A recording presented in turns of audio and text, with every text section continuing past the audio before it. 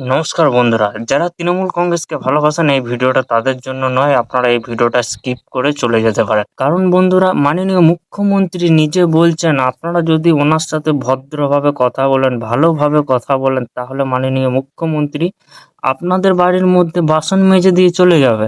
দেখো, আমি কোনো কিছু প্রমাণ ছাড়া কথাবার্তা বলি না, প্রমাণ তো আছেই। কিন্তু একটা জিনিস ভাবনা চিন্তা করো, রাজ্যের মুখ্যমন্ত্রীর সাথে যদি তুমি ভদ্রভাবে ভালোভাবে তার সাথে যদি কথা বলো, তাহলে সে আপনার বাড়ির বাসন মেজে দিয়ে চলে যাবে। এটা আমি বলছি না, বলছে মাননীয় মুখ্যমন্ত্রী মমতা বন্দ্যোপাধ্যায়। একবার এই ভিডিওটা দেখুন। আমাকে যদি আপনারা ভালোভাবে কথা বলে, আমি আপনাদের বাড়ির বাসনও মেজে দেবো।